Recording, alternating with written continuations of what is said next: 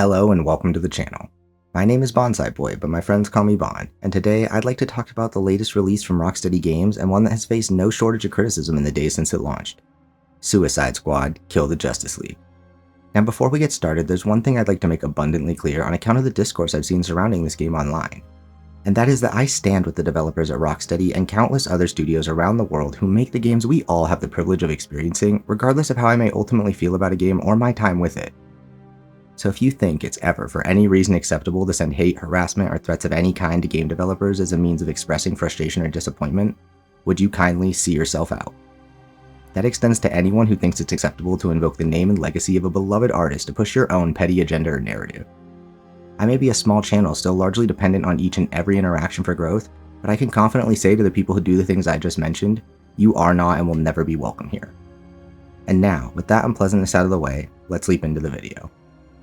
I want to be upfront in saying that I had pretty low expectations for this game and virtually no interest in playing it until a couple of days before launch.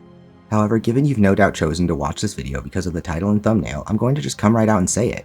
I've had an absolutely wonderful time with Suicide Squad in the 50 hours I've spent playing it since release, and sincerely believe it to be a good, maybe even great video game that serves as a rock-solid foundation for future content updates. Now I'm sure some people will be preparing to close this video, and some probably already have simply for having said that, but if you're still here, then hopefully it's because you're willing to hear me out, as I'm going to demonstrate exactly why I believe Suicide Squad: Kill the Justice League is an excellent video game that has been wrongfully shunned and lambasted by dishonest critics unwilling to engage with the game on its own terms.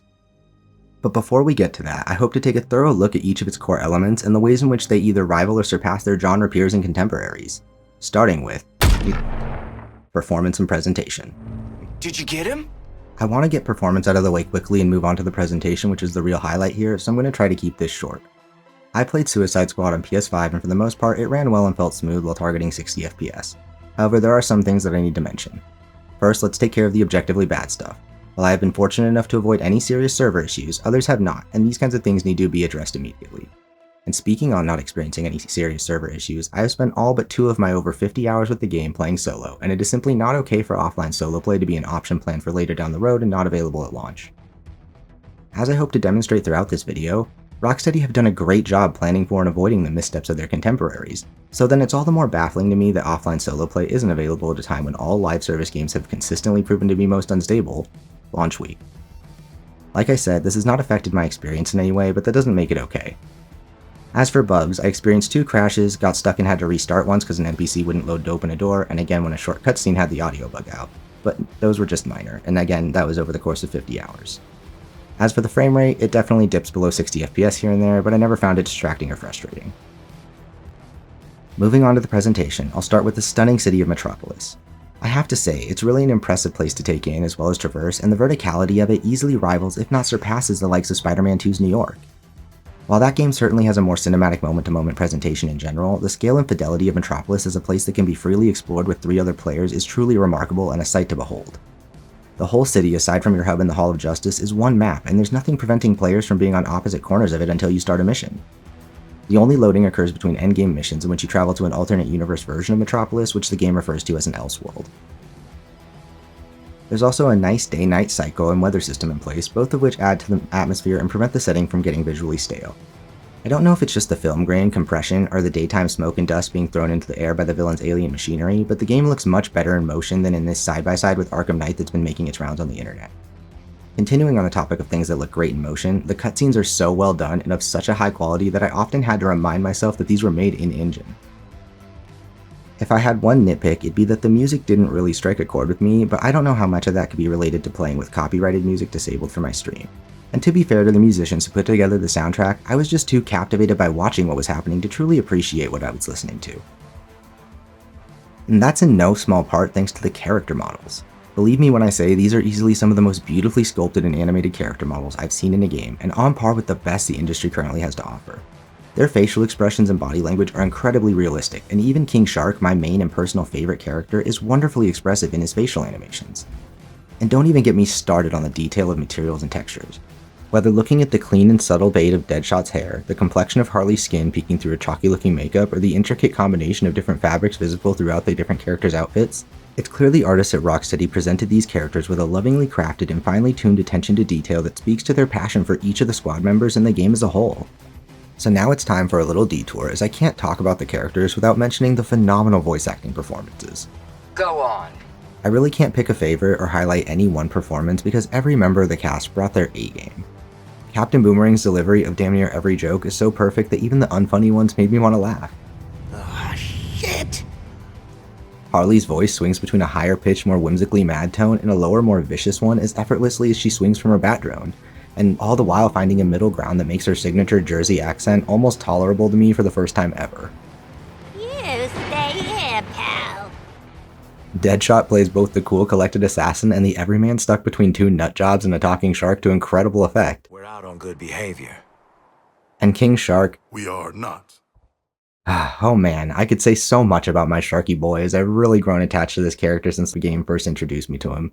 But to keep it short, I found that voice actor and professional wrestler Samoa Joe really brought King Shark's curiosity, sensitivity, confidence, sense of humor, and anger to life so successfully that he's become my new favorite comic book character, and I even went out and bought my first ever comics just to see more of him.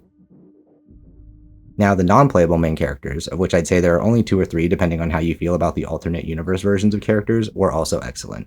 Especially Deborah Wilson. This woman is the Meryl Streep of video games, I swear to God, who did an incredible job and legitimately shocked me in her terrifying, confident, and at times unhinged portrayal of Amanda Waller. Onto the side characters for a moment, I think they were also handled with a ton of love and care, my personal favorite being Toyman for reasons that will be obvious to anyone who has seen my Cyberpunk video. Now I know some people really don't like this game's version of Poison Ivy, but I personally liked that they basically did with her what Guardians Volume 2 did with Groot, and I found her to be the right mix of sadistic and childish for the setting and plot. As for heroes, my personal favorite of the Justice League was Wonder Woman, who is both stoic and believably exasperated by the squad's over-the-top violence and lack of morals. Personally, I'd love to see her voice actress be considered for the in-development Wonder Woman game. Now I'm not going to go over every character, and in fact this is the last one, but it wouldn't feel right to not talk about Batman, played by the late great Kevin Conroy. Like you. I already not so subtly made my point about people who are using his name to throw shade at Rocksteady, so I won't go over it again. As for his performance, it was honestly wonderful in every way, and you can almost hear in his voice how much fun he was having hamming it up as the comically evil version of the character he dedicated so much of his life to. Regardless of how you ultimately feel about the character or the game, there's no denying that this game and the people who made it are filled with admiration and love for both Kevin and his legacy as the legendary Caped Crusader. If you're wondering why people would even question such a thing, then you fortunately avoided the story spoilers or the tornado of hate summoned by terminally online and media literate gamers all over the internet. And if you do know what I'm referencing or are feeling a little attacked right now, buckle up, Buttercup, because it's time to talk about the story and kill the Justice League. Like the previous section, I'm going to try and keep this relatively short because I have a lot to get through in the next section. But nonetheless, I still want to be somewhat thorough, so I'll first go over the basics of the plot and characters spoiler-free, and then cover the sections relating to spoilers. But don't worry, I'll let you know when that's coming up. So suffice it to say that I really enjoyed my time with the story. Between the occasional side mission and completing most of the Riddler Traversal challenges, it took me roughly 18 hours to beat the game on hard mode, playing solo with no failed missions. The basic premise is this. The alien supervillain named Brainiac starts an invasion of Earth beginning in Metropolis with the goal of transforming it into a copy of his destroyed homeworld. These events happen a few weeks before the start of the game, and as such are outlined in the prequel comic series. Anyway, the 4 members of our playable Suicide Squad are released from Belle Reef Penitentiary by Waller, who sets up the classic premise of ejecting each member of the team with a neck bond she can detonate if they don't follow her orders. Following that, the team is basically dropped into the thick of it as Metropolis is in ruin and the Justice League are nowhere to be found. So yeah, that's the premise of it, or at least as much as I can share without spoiling anything. If there's one thing I have to give praise to above the rest, it would be the sense of humor and delivery from all of the characters. While everyone gets to be funny sometimes, they've let Boomerang be the de facto jokester to a degree that is comically obnoxious and cleverly aware of how over the top he is. By making him the person delivering and often at the center of most jokes, it gives the rest of the cast room to be less quippy but actually funny. With good comedic timing, it avoids that annoying issue the Marvel movies have where every character is always trying to be funny all the time. As far as the individual characters and plot points are concerned, I honestly enjoy this story more than any other superhero-adjacent ones in recent memory, and found it to be the perfect balance of tongue-in-cheek edginess and self-aware writing with over-the-top action. I can't say much more than that without diving into at least mild spoilers, so I'm just going to stop here for a moment to put a spoiler warning and timestamp up on the screen if you'd like to avoid them. So, to what I'd hope is no one's surprise, in a game called Suicide Squad Kill the Justice League, we do in fact kill the Justice League. Or at least it appears we do. Something I've seen consistently overlooked and unmentioned in criticism of this game's plot is that each of the characters we personally kill, those being the Flash, Green Lantern, Batman, and Superman, all have hints throughout the game implying that we are not fighting and by extension not killing the actual Justice League heroes. Just to point out a couple of major ones. At one point, Flash loses the tip of his finger and then reappears later with all 10 fingers, which Boomerang notices. After killing Green Lantern, King Shark manages to use his power ring, however specific attention is drawn to the fact that it doesn't fit, and while this is presented as a gag, it is important to note as the ring should adjust to fit the wearer. It also drives him mad with power instead of attacking him with projections, and fails to seek out a new wearer after being ripped off of him. As for Superman, he's able to fly away damn near unharmed from being impaled through the chest with pure kryptonite by Wonder Woman. Brainiac also refers to them as his Justice League, and while I could certainly be wrong given the reverence for these characters on display throughout the game, it seems highly unlikely that there isn't more to this story, which has all but been confirmed by data miners since I started writing this. Now, onto the scene everybody's talking about, Batman's death. In my opinion, the wider outrage sparked by the scene of Harley killing Batman is largely informed by the fact that it was shown to many people early on day one due to a serious bug that was auto-completing the story for people. IGN, while further displaying the massive hate boner they've had for this game since before it even released, posted the cutscene on their website and various social media accounts, spoiling it for the wide majority of people.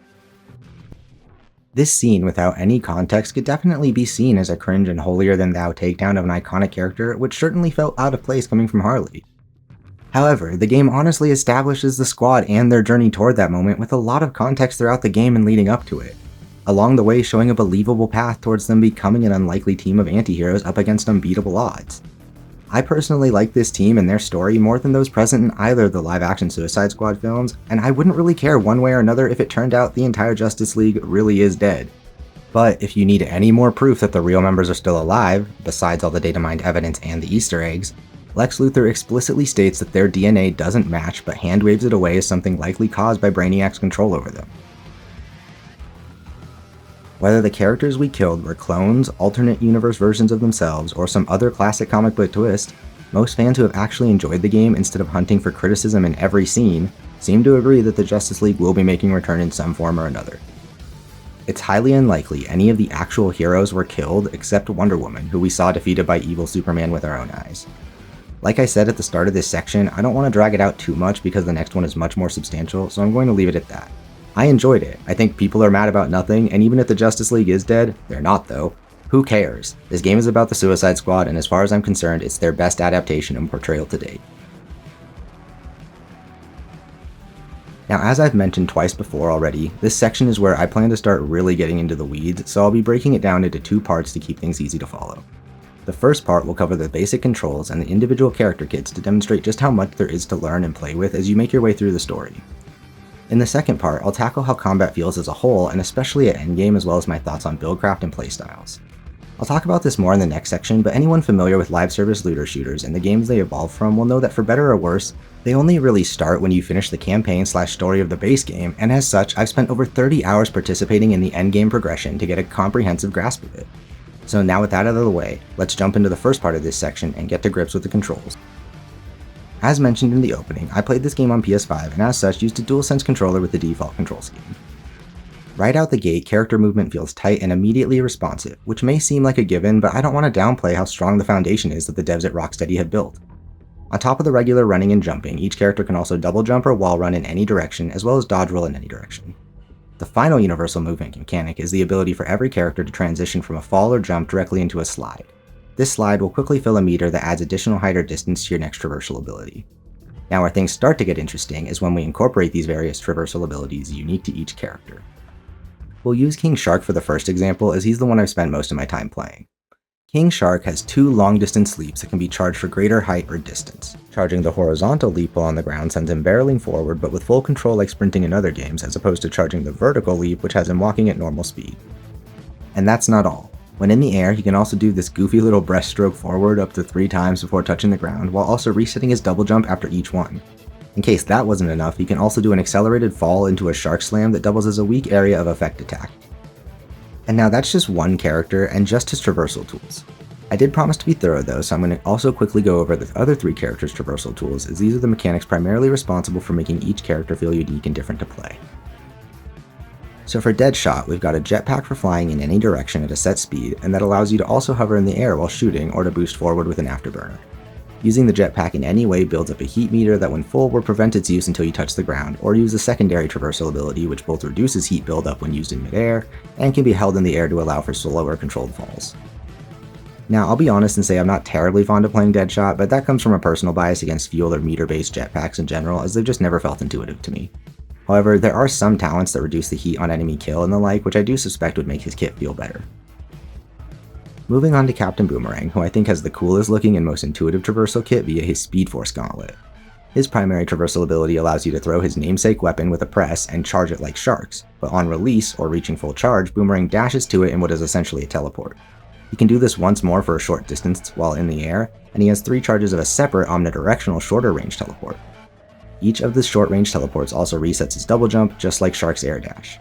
He also has the ability to carry his momentum forward out of a charged teleport into a high-speed run that lasts a short time. Now, in case it wasn't obvious, Boomerang's Traversal kit is particularly versatile and allows for a super frenetic and fast-paced style of play that can both be incredibly reactive and proactive depending on what the situation calls for. He's definitely the first character I'd recommend someone try given how fluid and well-rounded his kit feels from the get-go. And last but not least, we move on to the most iconic character on the roster and my second favorite to play, Harley Quinn. Harley has 2 separate devices for Traversal, a bat drone that follows her around and that allows her to swing in the air using her other device, a grapnel gun, which is just a fancy grappling hook that she uses to swing from the drone. She can also grapple to and launch from ledges and rooftops by releasing the grapple with a jump at the right moment. On top of that, she can activate a high-speed dive in the air similar to Shark's downward slam. However, she can carry that speed directly into her next swing while also reducing the cooldown on her swing ability. Now, her grapple swinging mechanic may seem tame at first, but trust me when I say there is honestly more depth and room for mastery here than in the web swinging with Spider-Man 2. You can both fail at it miserably, but also look and feel stylish as hell when you get the hang of it. The real trick here is the final part of her movement kit, the ability to shorten the length of the tether by holding the grapple button mid-swing, which as you can see adjusts the arc and speed of the swing. With this, her dive, the grapple launch, and her directional control, it really does start to feel like you're swinging back and forth on a trapeze between high-rises like a mad circus performer. So now that we've covered how they move, let's talk about how it feels to move. I will say that controlling any of these characters, but especially Harley, takes a lot more practice and time spent playing as them than one might expect, and when I try to switch from my main to one of the others, I really do have a hard time adapting to their completely different ways of navigating the battlefield. For example, King Shark simply has fewer ways to move while already in the air, which makes his playstyle far more focused on where and when to land and how to maintain your momentum without getting out of position, whereas the others are generally more concerned with maintaining momentum in the air and playing the floor as lava, which Shark doesn't need to worry about as much. With how encounters and enemies are designed, you are in a constant state of movement, and these Traversal abilities combined with universally precise mid-air controls really do make me feel like I'm playing an evolution of something like Sunset Overdrive, but with far better handling. Now, as for the actual combat abilities, these are a lot more universal with only a few exceptions, so what I say here will apply to all of the characters. So for starters, you've got a basic attack button that does a melee attack, which is technically ranged for Deadshot and Boomerang, but I digress. And by pulling the left trigger, you aim with your gun and your attack button now shoots your firearm. In Skill Up's review, which is one of the few negative reviews that doesn't feel like a hit piece, Ralph talks about camera control issues regarding the melee and how disorienting it is. For reference, he's specifically talking about this, the ability to knock enemies above you and set up a juggle. But it should only happen if you try to aim during or immediately after a melee attack. Now, I personally think this mechanic is really cool, as your camera will swing up rapidly to a tight angle so you can automatically bullet juggle the enemy without precisely flicking to them. However, Ralph seemed to not be able to melee without making this happen, and it should only happen when doing exactly what I just described. Either he misunderstood the controls, ran into a strange bug, or has a controller issue he was unaware of. But in any case, melee feels fine in my opinion and locks onto the closest target centered on your screen. You can even melee off an enemy in midair, which looks like footstooling someone in Smash Bros and feels both silly and cool at the same time. As for the shooting and gunplay, I think it feels great and finds a good balance between tactile and easy to control. The different weapon variants all have great sound effects unique to their model and rate of fire, which add to a solid sense of weapon feedback, and no 2 gun variants have felt quite the same even within the same weapon category. You also have a grenade, and you can change between primary and secondary weapons like in most shooters. Now, let's get into the more unique mechanics. When aiming, you can tap the Traversal button to do what's called a counter shot, specifically made to interrupt and stagger vulnerable enemies indicated by these bright yellow markers. Counters can also crit if properly aimed, and are a fully fleshed out mechanic in their own right, with a number of talents and gear pieces interacting with them. We've also got a mechanic called shield harvesting to consider, as our health is technically broken up into a much larger and non-regenerating shield bar, and a much smaller health bar that regenerates when not taking damage. Shield harvesting can be triggered by a number of things, but the most simple is shooting at an enemy's feet. It sounds kind of weird, but it works perfectly. If you shoot at an enemy's feet enough, they'll glow with a blue fiery aura, and you'll see a little prompt for your melee attack button, which by pressing, you'll lunge to that enemy and hit them with a chonky melee that makes them drop shields, not unlike how glory kills work in Doom. Speaking of glory kills, we've also got two special attacks on separate cooldowns. A cinematic single target attack called the Suicide Strike, and our Traversal attack, which is basically the AoE version of a Suicide Strike, but acts as our sort of super move that must be used in midair. And that should be everything. Nah, I'm just kidding. There are also two types of special elemental attacks we have access to called Affliction attacks. You've got an Affliction melee attack and an Affliction grenade. The former charges up over time, and when used by holding down the melee button, causes an explosive burst applying the specified affliction to all nearby enemies. The latter is basically the same idea, but for grenades, and instead of charging it, you simply choose whether to toss a regular grenade by tapping the button, or an affliction grenade by holding it instead. And with that, we have finally covered all of our various combat and traversal options and how they work. But how does it feel to play? In my not so humble opinion, the way this game combines combat and traversal in such a deeply engaging and explosive way is nothing short of amazing. It honestly feels to me like if you took the best of Borderlands combined with the best of Sunset Overdrive or Crackdown and created a type of gameplay that I think stands above either of those games. This core gameplay loop of rapidly bouncing from place to place and enemy to enemy in a state of constant motion is nothing if not constantly engaging. And as the game gets more challenging, the only breathing room to be found during missions comes when using more cinematic special moves and the breaks between enemy waves. Speaking of more challenging, I think now it's time we take a look at what the combat really evolves into as you reach the endgame and take off the training wheels.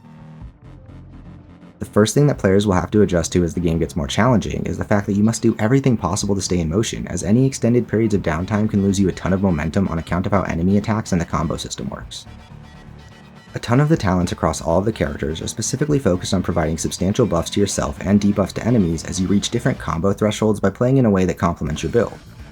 And a combo is rather generous, given that short of being KO'd and needing a revive, it's unlikely you'll lose your combo count once you build it up in an encounter. You simply build it by doing damage, killing enemies, and generally playing to the strength of your character's talents. And speaking of talents, while these unlock as you level up, they really come into their own at endgame where it's easier to see the different archetypes they lean into. As for what makes you care about this, enemies are generally speaking going to fire off most of their dangerous and telegraphed attacks aiming where your character was roughly 1 to 4 seconds ago.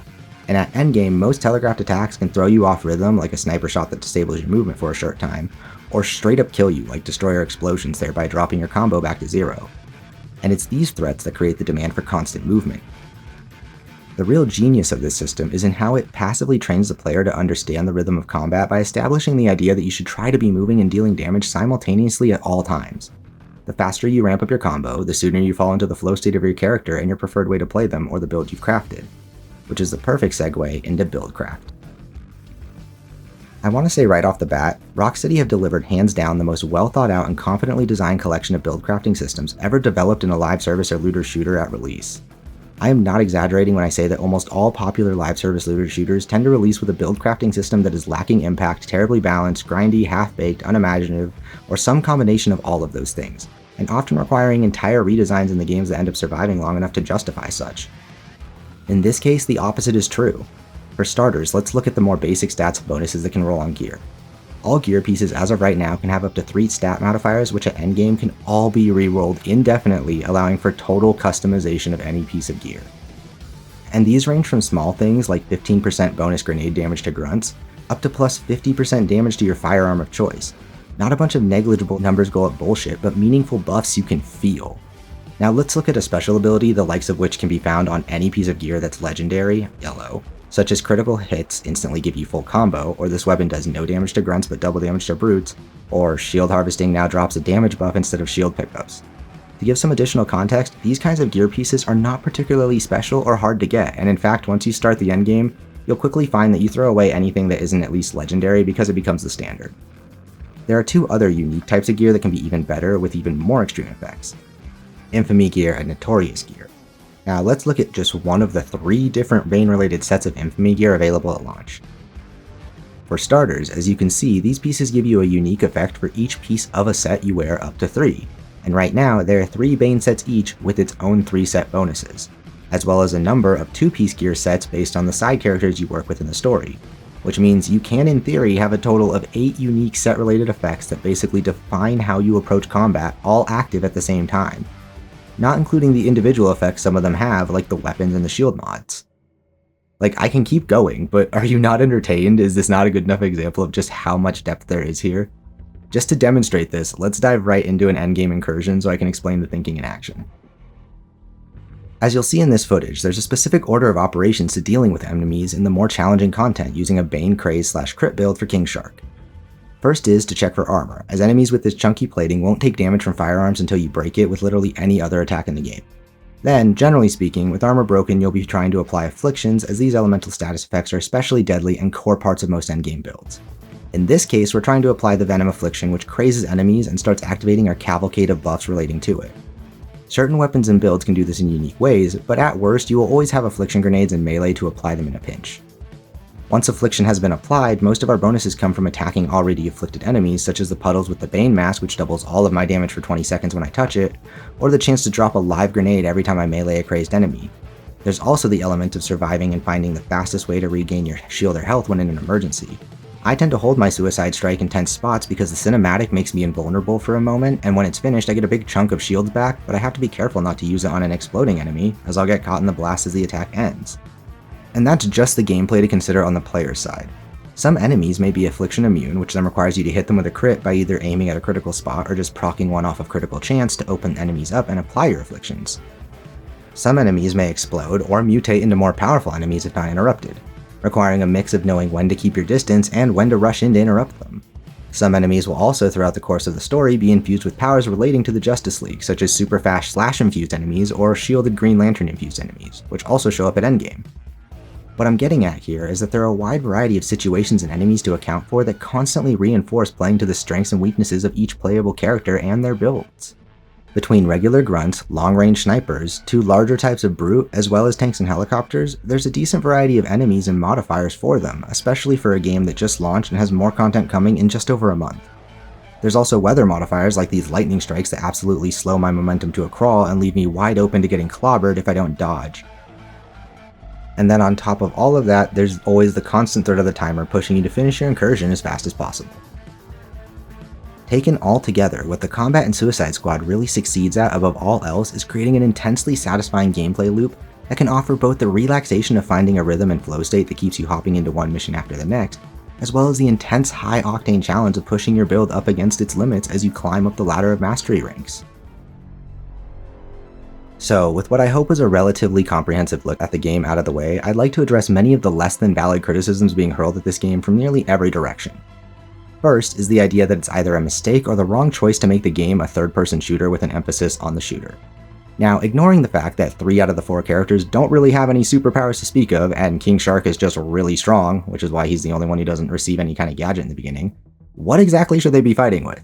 Like, Deadshot literally has shot in his name, Harley is generally depicted with a bat or mallet and a revolver, all of which she has access to here, and Boomerang's namesake thrown weapons are used for both his traversal and his own ranged variant of a melee attack. The fact that King Shark is the only one here who it would be feasible to have fight without any guns kinda speaks for itself. And on top of that, they need to get tech from Toyman, Batman, and Lex to make taking on each subsequent Justice League member even possible. I simply don't know how anyone would expect these 3 humans and King Shark to fight these incredibly powerful meta-human characters without this comic book tech and plot armor on their side. From a gameplay standpoint, not only have Rocksteady delivered on a best-in-class third-person shooter experience, but they managed to infuse each character with unique playstyles and identities in spite of their shared use of firearms.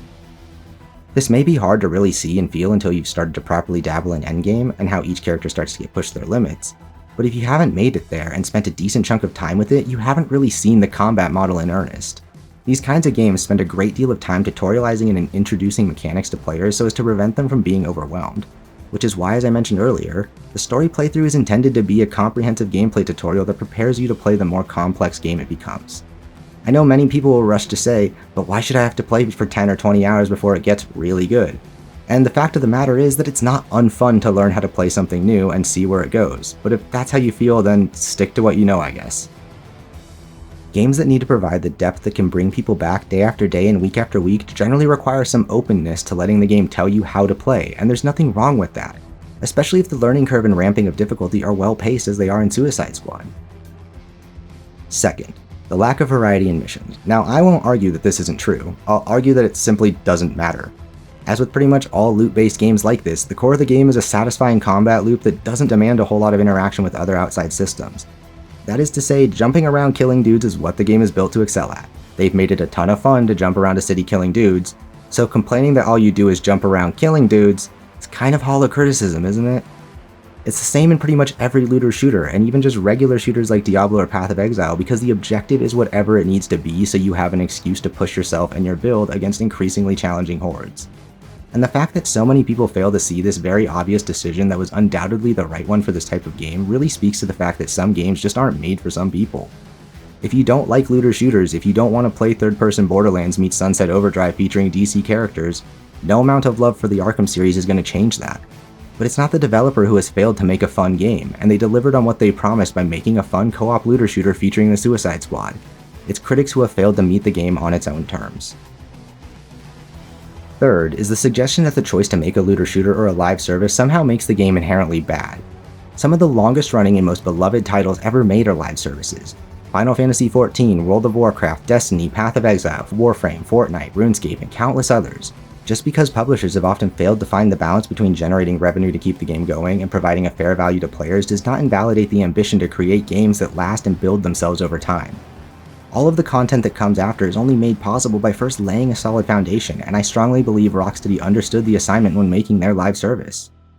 While we won't know for sure until we see the amount and quality of content coming in the first season next month, there is every indicator that they made a conscious choice to prioritize a consistent delivery cadence for future content, at the risk of seeming a little content bare up front to those of us who can put 50 hours into a game in a single week. I regularly hear reviewers make the comment that they simply have to review the game as it is in front of them, and while I understand that they are trying to avoid the trap of believing in promises from developers and publishers, this has led to a widespread choice to completely ignore the value of any work that is laying the foundation for the next update or further gameplay. They could just as easily not make the review process a race to publish first and by extension hold their reviews until such a time as they can deliver an earnest assessment of what to expect from content updates.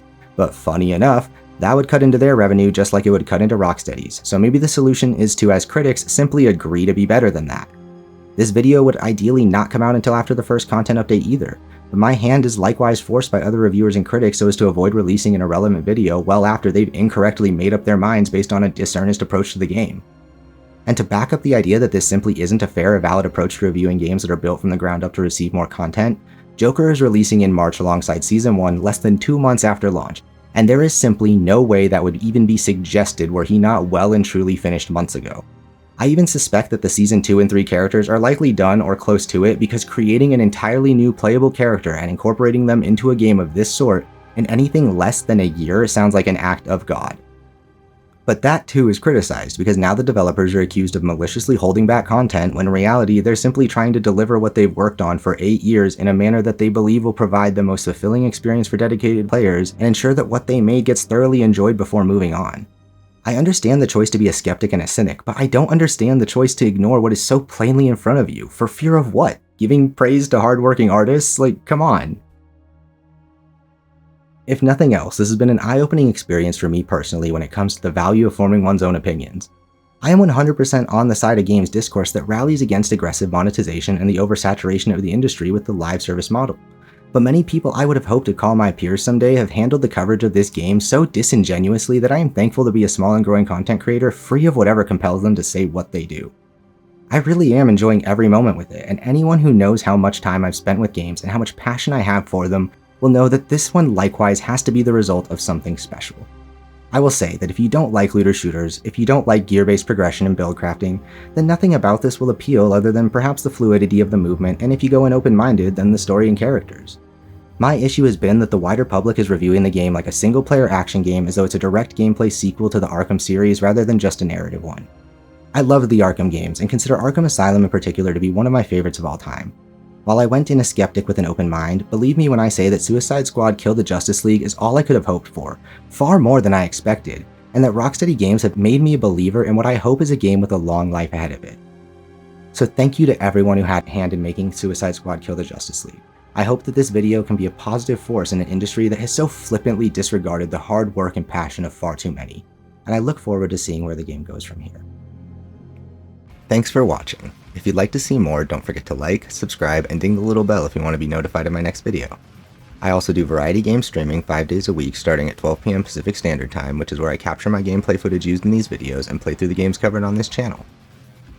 Link to my Twitch channel, Discord, and more in the description. Thanks again, and see you next time.